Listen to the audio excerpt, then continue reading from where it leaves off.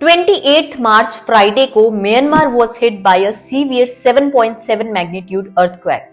Earthquake इतना ज्यादा severe था कि म्यांमार के साथ साथ 900 किलोमीटर दूर बैंकॉक में भी काफी डिस्ट्रक्शन हुई, जिसके बाद वहां गवर्नमेंट ने इमरजेंसी डिक्लेयर कर दी।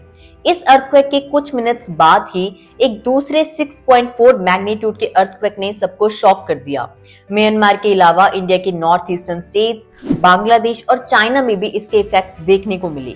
इस अर्थक्वेक का एपिसेंटर जोन था सेंट्रल म्यांमार का Sagaing reason.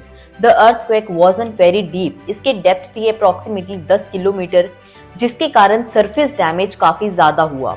Roads, building, infrastructure, everything collapse, और इन सब की वीडियो सोशल मीडिया पर शेयर की जा रही है, विच आर लिटरली हॉरिफाइंग।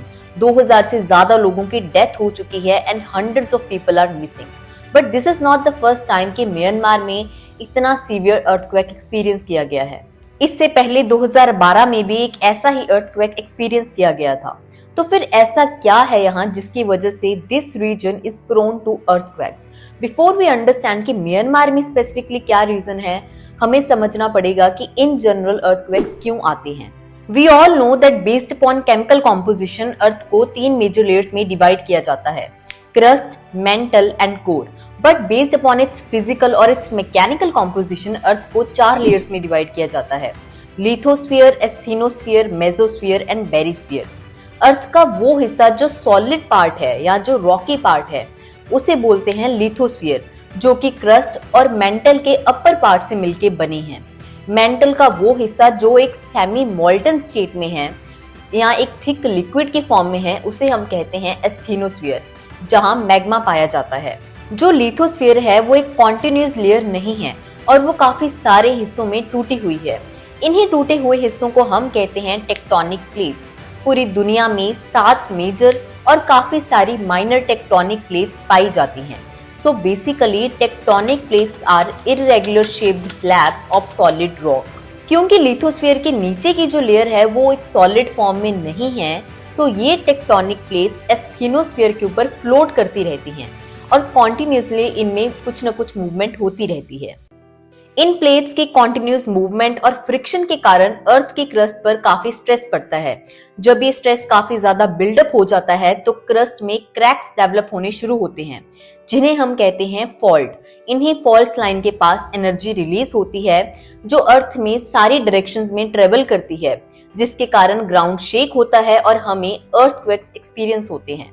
किसी भी 2 प्लेट्स के बीच 3 तरह की इंटरेक्शन हो सकती है। कन्वर्जन प्लेट बाउंड्रीज, जहां 2 प्लेट्स एक दूसरे के क्लोज आ रही हैं और एक दूसरे में कन्वर्ज हो रही हैं। Second is divergent plate boundaries, जहां पर 2 प्लेट्स एक दूसरे से दूर जा रही हैं। And third is transform boundary, जहां 2 प्लेट्स एक दूसरे के अगेंस्ट मूव कर रही हैं। इन तीनों ही मूवमेंट के पीछे का जो कारण है दैट इज कन्वेक्शन करंट्स, जो कि एस्थेनोस्फीयर में फॉर्म हो रहे हैं। वो क्यों फॉर्म हो रहे हैं और कैसे वर्क करते हैं, that is a different topic. Myanmar की बात करें तो Myanmar is most seismically active region. Global seismic risk map के according Myanmar lies in red zone. Myanmar में अर्थक्वेक का रीजन है सगाइंग फॉल्ट, जो एक 1200 किलोमीटर का फॉल्ट है बीनीथ म्यांमार। यहाँ 2 प्लेट्स की मूवमेंट हो रही है, Indian plate and Burma plate. ये दोनों प्लेट्स एनुअली 11 से 18 मिलीमीटर के रेट पर मूव कर रही हैं।